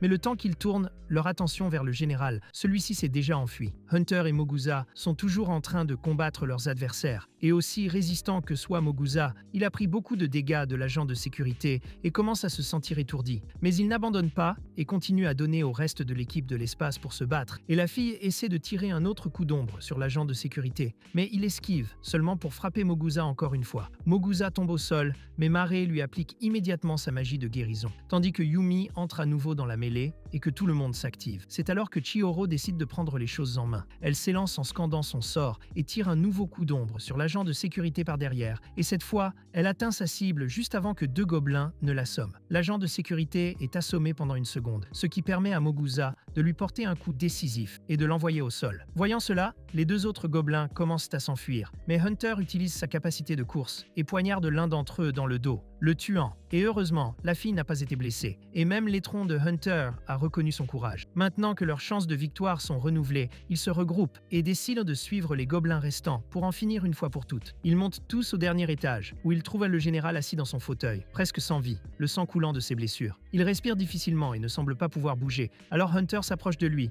et lui met son épée sur le cou. Mais avant qu'il ne puisse le tuer, ils entendent un sifflement et se retournent pour voir que Mary a été touchée par une flèche tirée par l'un des gobelins, qui se cachait en haut des poutres. Oui, c'est la même histoire. Elle va mourir aussi. Elle tombe au sol et le général se relève pour poursuivre Haruhiro, mais Ayumi lui coupe les jambes, tandis que Haruhiro utilise à nouveau son bras pour protéger un soigneur. Hunter tente de le tuer, mais l'armure de l'ennemi le protège et il essaie de s'enfuir. Mais Moguzo arrive et lui assène un bon coup, le tuant finalement. Et Hunter essaie maintenant de trouver un moyen de récupérer le gobelin de la bête, tandis qu'Haruhiro semble être mort de peur. Heureusement, Mary est encore en vie et lui dit de soigner sa blessure. Le gobelin s'enfuit par la fenêtre et la menace de tuer tous ceux qui le poursuivront, tandis qu'Haruhiro cesse enfin de penser à Manato et réfléchit à sa situation actuelle. Après avoir arrêté de penser à Manato pendant juste une seconde, son ki monte à 253 et avec une telle intelligence, il lance d'abord sa cape, ce qui fait que le gobelin utilise son tir sur la cape, puis il part en courant vers le gobelin, qui lance son arbalète et saisit la dague qu'il a volée à Haruhiro. Mais Haruhiro continue d'avancer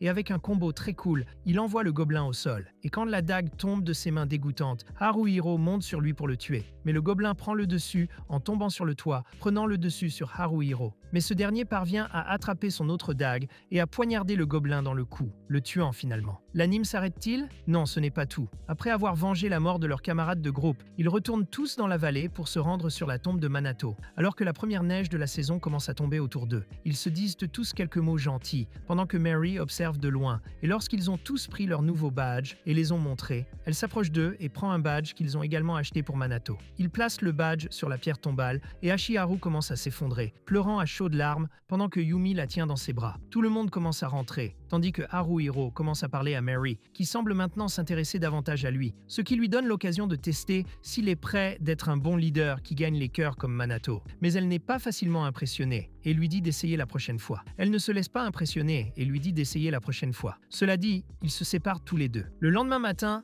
Haruhiro se réveille tôt par habitude, mais se rend compte qu'ils ont décidé de prendre un jour de congé, car la dernière journée a été assez lourde en termes d'efforts physiques et mentaux. Mec, après cette journée, mec, je pourrais me reposer pendant un mois entier. Allez mec, il descend et trouve Moguzo en train de préparer le petit déjeuner. Ils s'assoient à l'extérieur pour prendre leur petit déjeuner et Haruhiro mord dans une délicieuse miche de pain fraîchement cuite par Moguzo. Haruhiro demande à Moguzo où se trouve le reste du groupe et Moguzo répond que Hanta est parti tôt, disant qu'il a trouvé une petite amie, ce qui signifie qu'il reviendra triste et ivre. Ashiharu, quant à lui, évite de regarder pour ne pas être excité le matin et quand Haruhiro demande des nouvelles de Yumi, Moguzo dit qu'il ne l'a pas vue de la matinée, ce qui fait penser à Haruhiro que la fille est toujours couchée dans son lit et endormie. Il demande à Moguzo ce qu'il va faire pendant son jour de congé et celui-ci lui répond que son armure a été gravement endommagée lors du dernier combat et que son épée a également été rendue aveugle. Alors il va probablement passer son temps à l'armurerie à réparer ses affaires. Haruhiro lui dit qu'il devrait au moins visiter un bordel ou quelque chose comme ça, mais Moguzo dit qu'il garde son corps pour Ashiharu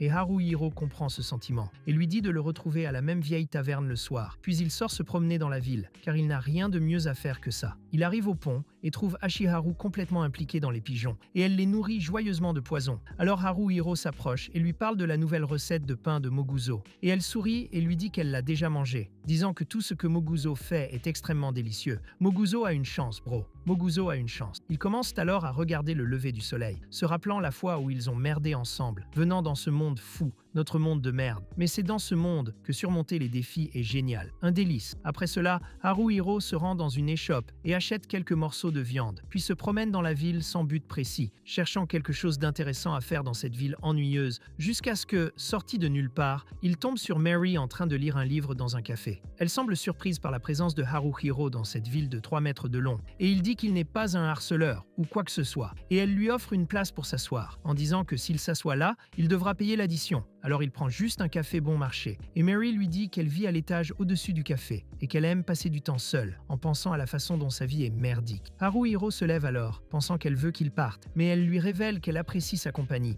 et commence à caresser ce croisement entre une moufette et un chat. C'est alors qu'Haruhiro utilise ses talents de voleur pour regarder ses cuisses, tout en arrivant à la conclusion que Chihoro est définitivement la meilleure fille. Ensuite, Mary lui dit que tout le monde devrait venir ici de temps en temps pour prendre un thé relaxant, et il est d'accord. Au cours de la conversation, Mary lui raconte que, tout comme eux, elle a vécu dans ces logements à l'odeur d'Iboeiro, mais qu'après avoir hérité des biens de ses amis décédés, elle est devenue riche et a commencé à vivre dans des endroits plus agréables. Haruhiro lui annonce alors qu'ils vont bientôt quitter leur logement et trouver un meilleur endroit, car ils ont gagné beaucoup d'argent ces derniers jours, mais cela n'arrivera que s'ils ne finissent pas tous par mourir. Pendant ce temps, Hanta n'a pas de fille et se trouve sur son bateau en train d'essayer d'attraper un poisson, quand il aperçoit de nulle part quelqu'un en train de faire du sport. En regardant de plus près, il s'aperçoit qu'il s'agit d'Ayumi, qui exerce ses talents d'escaladeuse, dans le but de réussir l'évasion parfaite. Moguzo, quant à lui, est de bonne humeur, faisant une sieste dans son fauteuil après avoir récupéré toutes les pièces de son armure. Mary et Haruhiro quittent le café ensemble pour rejoindre les autres à la taverne, mais ils s'arrêtent à mi-chemin pour regarder un autre magnifique coucher de soleil sur la mer Orange. Les gars aiment les couchers de soleil dans cet animé. Si je sortais de chez moi, j'en verrais un aussi. J'ai déménagé ici à São Paulo. Il n'y a que des immeubles dans cette merde. Je vais voir comment. Il n'y a rien de tel ici à São Paulo. Il y a une rue en direction de Liberdade qui est un immeuble d'un côté, un immeuble de l'autre, je pense juste. Mais si une rébellion de zombies se produisait, que se passerait-il? Il n'y a pas de vie ici à São Paulo. S'il y a une rébellion de zombies,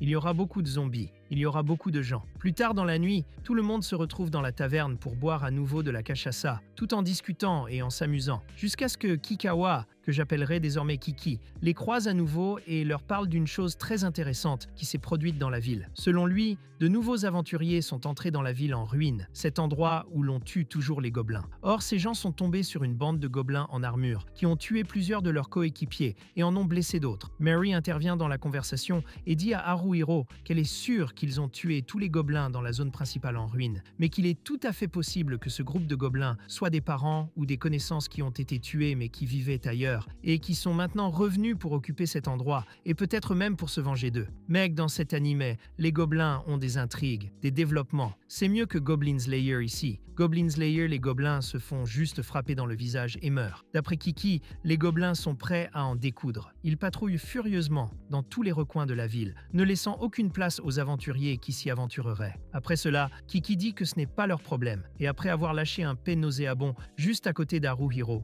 il s'en va. Après cela, tout le monde monde a dû partir. Le type a fait exploser toute la taverne et Haruhiro raconte aux autres ses folles rumeurs sur les gobelins. Il dit qu'ils devraient peut-être retourner aux ruines et vérifier tout ce qui s'y passe. Mais Hanta leur donne la première idée intelligente de tout l'anime, en disant qu'ils ne devraient pas faire ça. Parce que si les rumeurs sont fausses, ils viennent de perdre l'argent d'une journée. Hanta, ce n'est pas ce que je voulais que tu dises. Dis que si tu y vas, tu mourras, parce que les gars sont très bien armés. Mais Moguzo a dit ce que je pensais, en suggérant qu'il devrait changer de zone de chasse, puisqu'il ne tue des gobelins que depuis 20 ans. Moguzo dit que les gens qui regardent cet anime doivent en avoir marre de ne voir que des gobelins mourir, et qu'ils devraient tuer un autre type de créature pour qu'ils puissent avoir une deuxième saison. En entendant cela, Haruhiro dit que maintenant que Manato est mort, ils n'auront pas de deuxième saison, loin de là. Mais ça ne fait pas de mal d'essayer, et il dit à tout le monde d'aller aux mines et aux sirènes, ce qui surprend tout le monde, car c'est à cet endroit que Mary a perdu tous ses coéquipiers. Il tente immédiatement de s'excuser, mais l'idiot Hanta dit à Haruhiro que c'est la meilleure idée qu'il ait eue depuis longtemps, et dit qu'il devrait faire un raid sur ces mines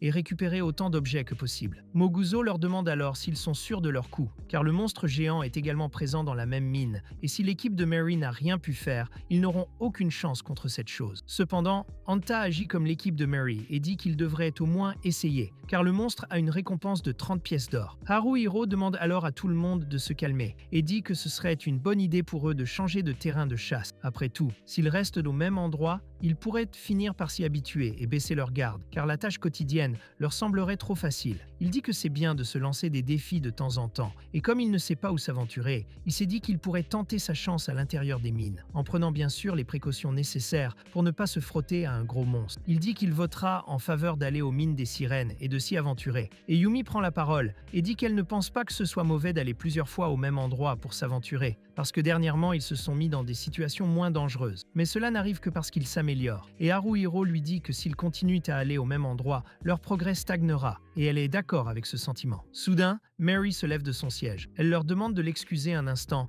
et quitte son siège seule. Haruhiro se lève immédiatement et commence à la suivre à l'extérieur, mais elle disparaît dans l'obscurité de la nuit. Il continue à marcher dans la nuit étoilée et la retrouve enfin en haut des escaliers. Il va vers elle, mais elle recule et s'excuse de s'être enfuie. Haruhiro réfléchit à ce qu'elle a dit, à savoir qu'elle voulait se rendre dans un endroit où elle avait perdu tous ses coéquipiers, et se rend compte que cela doit être une tâche énorme à surmonter mentalement. Elle lui dit qu'elle ne pense pas être capable de garder son sang-froid lorsqu'ils entreront et sortiront des mines. Non seulement maintenant, mais peut-être qu'à l'avenir, elle leur causera des problèmes. Haruhiro comprend ses sentiments et lui assure qu'il ne la mettra pas dans une situation où elle se sentirait mal à l'aise, comme il l'a déjà fait en indiquant les mines comme prochain site d'exploration. Cependant, Mary croit à son mensonge et cela lui donne du courage, car elle réalise que si elle continue ainsi, elle ne se remettra jamais de ses coéquipiers, ni de ce qui s'est passé dans la mine. Elle regarde Haruhiro et lui dit qu'elle a besoin de son aide et de celle de son équipe, car elle ne pense pas pouvoir y arriver seule. Et Haruhiro lui assure qu'ils seront à ses côtés quoi qu'il arrive, et qu'elle pourra compter sur eux dès que la situation deviendra incontrôlable. Elle se lève et essuie ses larmes, avant de le remercier pour ses paroles, et de lui dire qu'elle attend avec impatience la prochaine aventure. Avant d'entrer dans les mines, chacun décide d'affiner ses compétences et son équipement,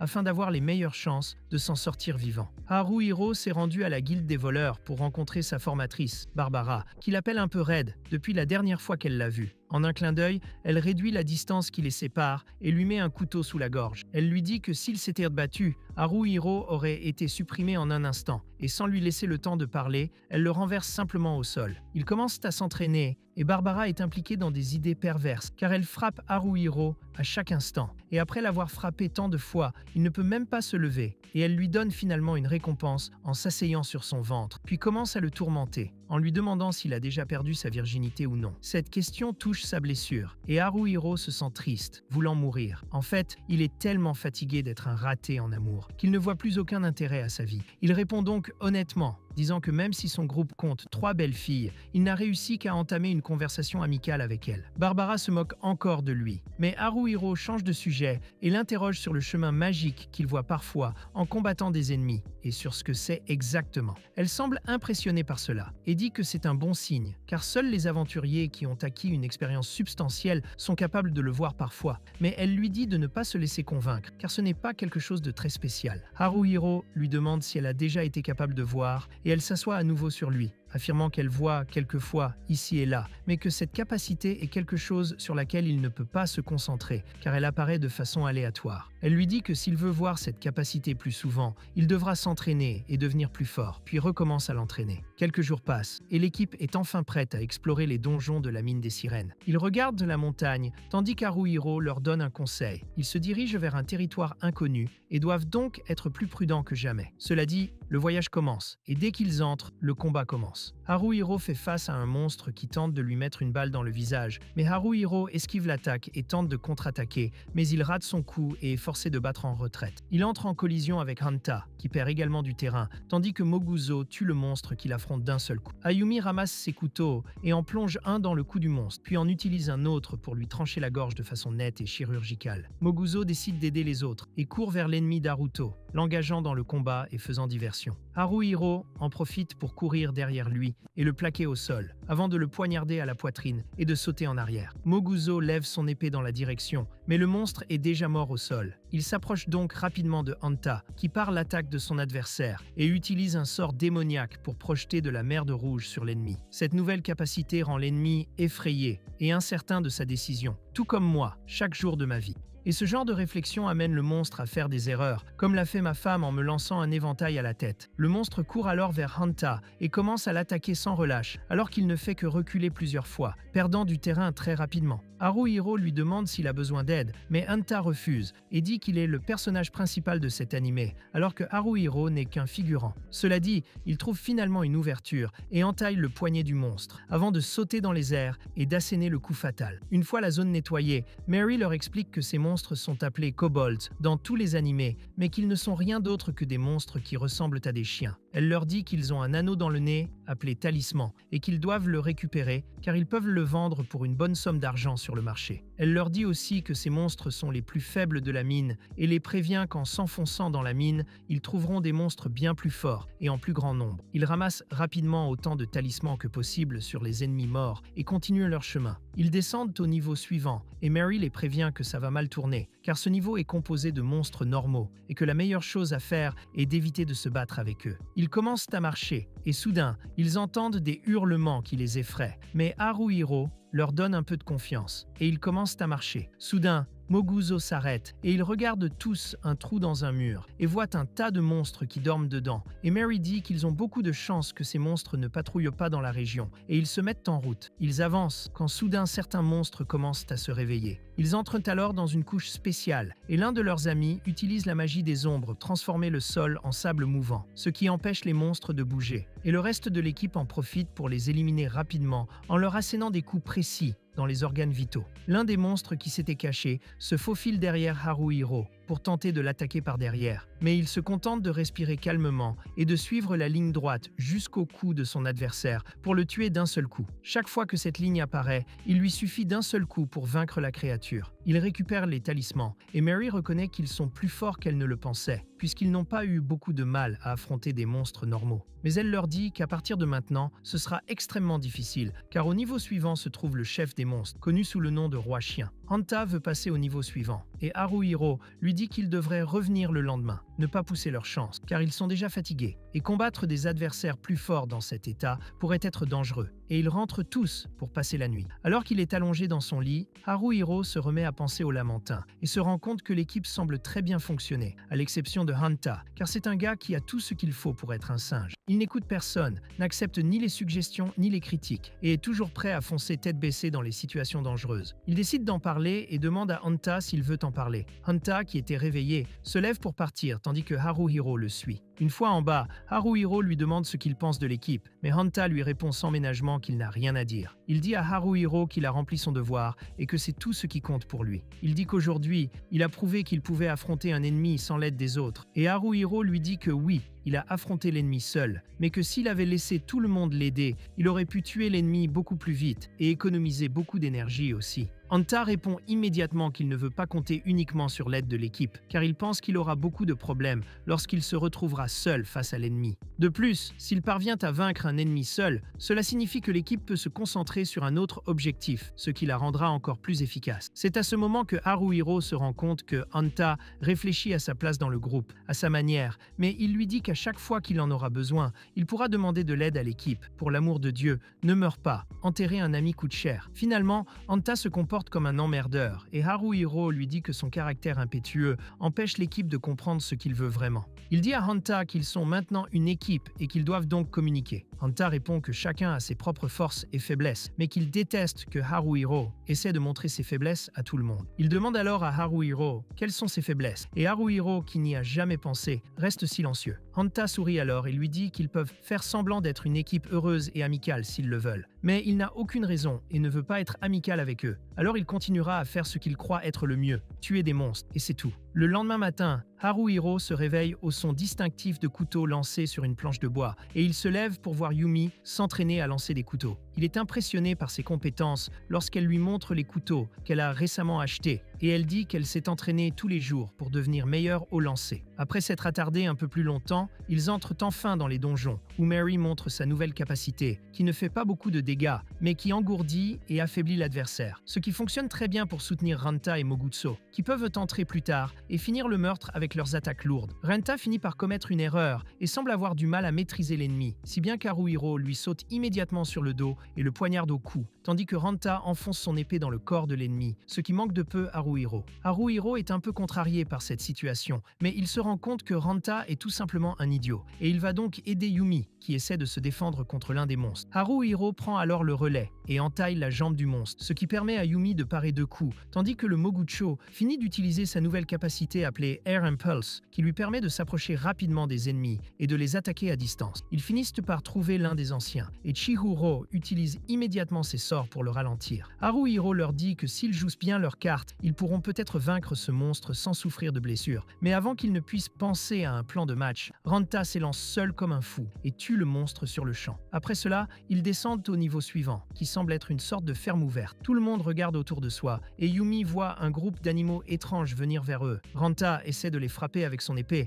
mais Haruhiro lui dit de ne pas le faire, et ils recommencent à se battre. Soudain, Mary leur dit de s'accroupir, et ils se baissent tous immédiatement lorsqu'ils voient un groupe de monstres cherchant des signes d'intrusion. Immédiatement, Renta trébuche sur un fil, ce qui alerte les ennemis, qui se mettent tous à hurler, en cherchant la source de ce bruit. Soudain, ils entendent des bruits de pas, et Mary est immédiatement paralysée sur place. Haruhiro tente de l'appeler, mais elle ne comprend pas. Il regarde à travers les buissons, et aperçoit un énorme monstre avec des taches noires et blanches sur son corps, connu sous le nom de monstre de la mort, qui a tué les anciens coéquipiers de Mary. Yumi tente de jeter un coup d'œil, mais Haruhiro l'attire immédiatement vers le bas, juste à temps, tandis que Mary est toujours bloquée sur place, en proie à une crise de panique. Haruhiro va la voir, et après la réalité, le monstre de la mort les cherchait parce qu'il sentait des humains, et Mary s'excuse d'avoir été distraite, et dit à tout le monde de la suivre en silence. Ils descendent au niveau suivant sans encombre, mais ce niveau ressemble à l'enfer lui-même. Ils sentent la température monter. Ils aperçoivent un groupe de monstres qui travaillent le métal, fabriquant des armures, tandis que Mary leur dit qu'ils ne peuvent pas se reposer ici, et qu'ils doivent avancer rapidement. Haruhiro commence alors à jouer à Assassin's Creed, et saute sur l'un des gardes par le haut, le poignardant dans le cou et le tuant immédiatement, tandis que Moguzi et Hanta s'emparent rapidement du corps pour le faire taire. Ils traînent le corps pour le cacher, et entrent enfin dans une grotte remplie de plantes et de statues. C'est à ce moment-là que tout le monde s'arrête pour se reposer, et Mary leur dit que c'est exactement l'endroit où elle a perdu ses 3 amis, ses coéquipiers. Elle s'avance et ramasse un bâton, disant qu'il lui appartenait auparavant, mais que lorsqu'ils se sont enfuis, elle a laissé le corps tomber ici. Alors qu'elle est assise, Yumi se lève soudainement en disant qu'elle a entendu quelque chose. Hanta ramasse des déchets au hasard et les jette en avant d'apercevoir la silhouette de 3 personnes encapuchonnées dans l'obscurité. Ils avancent et Haruhiro réalise immédiatement qu'il s'agit des aventuriers zombifiés qui n'ont pas eu de funérailles convenables, et Mary réalise que ces zombies sont ses anciens coéquipiers. Alors elle va de l'avant et l'appelle par son nom, en espérant qu'ils se rétablissent d'une manière ou d'une autre. Mais ils semblent avoir perdu leurs armes et dégainent immédiatement leurs fusils. Nos héros se préparent également avec leurs armes et armures, tandis que le sorcier zombie lance un énorme sort de feu dans leur direction. Ils parviennent à esquiver l'attaque, tandis que Mary demande à Haruhiro de la couvrir, car elle veut aller de l'avant. Haruhiro se rend compte que Mary a récemment appris la magie de dissipation, qui peut même inverser les changements dans un cadavre zombifié. Mais pour utiliser cette magie, elle doit se rapprocher des zombies. Elle commence à marcher vers eux, sans crainte, tandis qu'Haruhiro réalise qu'ils doivent faire quelque chose et dit à Moguzu de s'occuper d'un guerrier et à Hanta de s'occuper d'un voleur. Yumi et lui vont devant, et derrière Mary, et Chihiro est là pour soutenir n'importe qui. Moguzu et Hanta attaquent leurs adversaires, tandis qu'Haruhiro se retrouve face à face avec le mage zombie, qui esquive l'attaque et utilise immédiatement un sort de mur de feu pour lui bloquer la vue. Hanta est repoussé par le voleur. Chihiro utilise alors sa magie de l'ombre et piège l'ennemi, donnant à Hanta l'occasion d'attaquer. Mais à sa grande surprise, le voleur parvient à bloquer ses coups et continue à se battre même après avoir été piégé sur place. Haruhiro se rend compte qu'il a peut-être fait une erreur en choisissant qui affronterait qui, car ses amis semblent avoir du mal à s'en sortir. Alors qu'il était distrait, il reçoit une boule de feu en plein visage, tout comme Yumi, ce qui les oblige à être plus prudents. Pendant ce temps, l'adversaire de Moguzu semble beaucoup plus agile et saute dans les airs pour déclencher une attaque très acrobatique. Chihiro utilise immédiatement sa magie du sommeil et tire sur le guerrier zombie, mais cela ne l'affecte pas le moins du monde. C'est alors que Hanta appelle à l'aide, car le voleur ne s'arrête pas. Haruhiro se rend compte qu'il doit faire quelque chose et commence à courir le long de la barrière de feu pour apercevoir Mary, qui court à travers le feu en direction du mage. Haruhiro la suit à l'intérieur et la voit s'apprêter à utiliser la dissipation de la magie. Il attaque donc immédiatement le mage et Mary a l'occasion d'inverser la malédiction, transformant le corps zombie de son ami en corps humain. Mais cela ne dure qu'une seconde, et peu après, l'ami de Mary se transforme en poussière alors qu'elle la serre dans ses bras. Après cela, Haruhiro dit à Yumi d'aider Moguzu, tandis qu'il va voir Hanta pour régler le problème, et avec les attaques de Hanta, il essaie de frapper le zombie, mais le rate. Haruhiro décide de se dépêcher et commence à combattre le voleur zombifié, mais leur niveau de compétence semble être les mêmes. Cependant, il se rend compte qu'à long terme, le zombie sera plus fort que lui, alors il fait un signe à Hanta, et immédiatement Hanta utilise cette distraction et coupe les jambes du zombie. Mary s'approche rapidement et utilise sa magie pour inverser à nouveau la malédiction. Après cela, Hanta court vers le guerrier et commence à l'attaquer avec Yumi et Moguzu, ce qui donne une ouverture à Haruhiro, qui l'attrape par derrière, tandis que Moguzu lui coupe les bras, donnant à Mary l'occasion de dissiper la malédiction de son dernier coéquipier. Après cela, ils s'assoient enfin pour se détendre un peu et discuter, quand soudain une énorme explosion se fait entendre, et le monstre de la mort entre dans la grotte et commence à marcher vers eux, faisant ressurgir les horribles souvenirs de Mary. Haruhiro dit à tout le monde de courir, mais Hanta lui dit de se sauver, car le monstre lance déjà son énorme épée sur lui. Haruhiro l'esquive de justesse en effectuant une manœuvre de glissement, mais le monstre de la mort saisit son épée et se précipite à nouveau sur lui, le frappant, ce qui oblige Haruhiro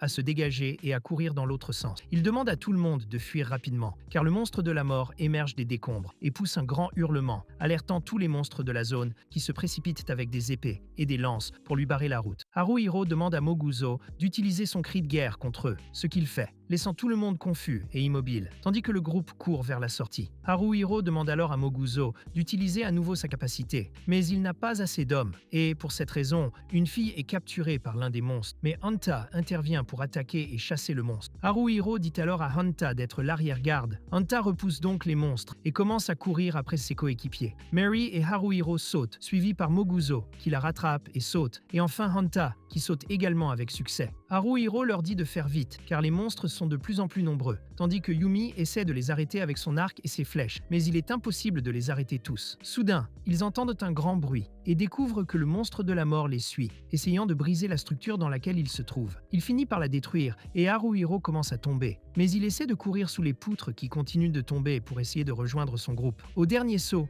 il commence à tomber, mais heureusement, Hanta apparaît et lui attrape le bras, alors qu'Haruhiro est toujours suspendu au-dessus de la mort. Hanta lui dit de grimper, et pendant qu'il grimpe, les ennemis commencent à lui tirer des flèches, tandis que le monstre de la mort ramasse un bouclier géant et le lance vers eux. C'est à ce moment-là qu'Haruhiro se met en sécurité. Mais avant que Hanta ne puisse l'atteindre, il commence à tomber, et Haruhiro ne peut pas attraper son bras alors qu'il tombe dans les décombres au milieu des ennemis. Hanta crie d'en bas et dit à Haruhiro de courir, car maintenant qu'il est le chef, il doit assurer la sécurité de l'équipe. Haruhiro tente de riposter, mais il est abattu et contraint de s'enfuir. Il se rend à la ferme et informe l'équipe de ce qui s'est passé, avant de dire à Mary de les faire sortir d'ici avant qu'ils ne meurent tous. Il se cache immédiatement derrière les murs, et lorsque les ennemis commencent à tirer, tout le monde se prépare à agir. Pendant ce temps, Hanta Downstairs prend une grande inspiration et crie au monstre de la mort, affirmant qu'il sera le seul à vaincre le monstre de la mine à lui tout seul. Cependant, Cependant, son moment de calme est de courte durée, car les ennemis commencent à le bombarder de flèches, l'obligeant à se cacher.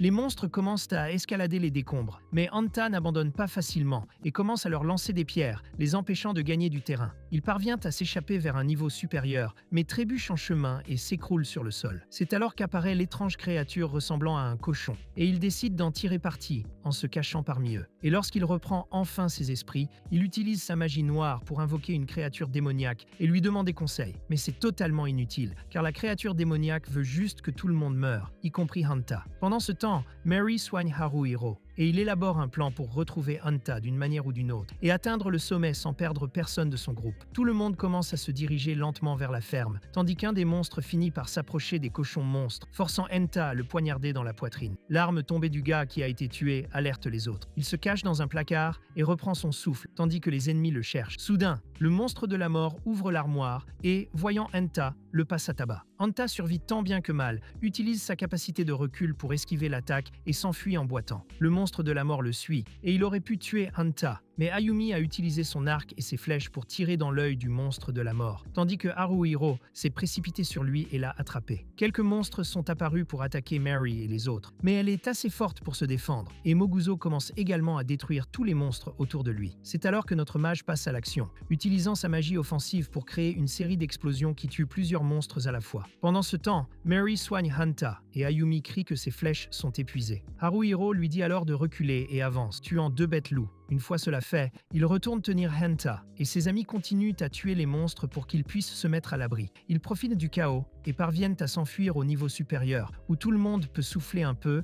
et où Mary soigne les blessures de Hanta. Cela fait, tout le monde commence à quitter cet enfer, heureux d'avoir survécu, quand, à leur grande horreur, le monstre de la mort grimpe sur le flanc du ravin et tente de les attaquer une fois de plus. La magie ne fonctionne pas non plus contre lui, et Haruhiro décide qu'il est temps pour lui de faire quelque chose. Il s'approche donc seul et esquive une attaque du monstre de la mort, avant de l'attraper par le cou et de le repousser dans le ravin avec lui. Mary tente de l'aider, mais Hanta comprend la situation et emmène tout le monde avec lui. Après cela, Haruhiro se réveille de sa chute et il se rend compte que son poignet est cassé. Et quand il commence à le penser, le monstre de la mort se réveille aussi. Et maintenant, Haruhiro ne sait pas quoi faire et accepte presque sa défaite quand soudain le chemin s'ouvre. Oui, il a une chance de gagner et il se donne à fond. Il suit le chemin que lui indique sa vision et poignarde le monstre dans l'œil avant de couper son épée en deux, ce qui empale le monstre de la mort dans la poitrine et il meurt sur le coup. Après cela, il tombe au sol, inconscient. Et lorsqu'il se réveille, il se trouve dans son lit et Mary est assise à côté de lui. Elle pousse un cri de joie en le voyant enfin se réveiller et il descend pour constater que tout le monde a réussi à s'échapper sain et sauf, puis à revenir pour l'aider. C'est là qu'il trouve Haruhiro, allongé à côté du monstre de la mort. Ce jour-là, pendant la nuit, ils sont allés à la taverne pour célébrer et même Renji a félicité Haruhiro pour ses compétences et s'est excusé de lui avoir offert une pièce d'or en disant que même lui ne voulait pas qu'il meure comme Manato et qu'il a donc essayé de les aider. Le lendemain, Haruhiro se rend sur la tombe de son grand homme, Manato, et met enfin fin à sa schizophrénie en ayant sa dernière conversation avec le fantôme de Manato. Et il dit à Manato qu'il fera de son mieux pour diriger l'équipe que Manato a créée et le rendre fier au paradis. C'est ainsi que se termine l'anime Eito Genzu no Gringa, qui n'aura jamais d'autre saison. Si c'est le cas, je le regarderai parce que j'aime vraiment cet anime. Bon sang, 12 épisodes et les gars ont affronté un gobelin et un chien géant. Dans cet anime, il y a toujours un roi démon. J'aimerais bien savoir ce que Renji affronte. Le gars doit être en train de gérer le ravisseur à 5 cornes. Je ne sais pas, bro. Ça doit être fou pour lui. J'aimerais une version de Renji dans cette histoire. Le mec doit être sinistre, quand même. Si vous avez aimé cette vidéo, likez-la. Partagez-la avec tout le monde. Envoyez-moi tout votre argent. Waouh, c'est tout. Un gros bisou à tout le monde. Bye et à la prochaine vidéo. Waouh, j'ai juré. J'ai perdu ma mémorisation. L'éditeur censure le mec.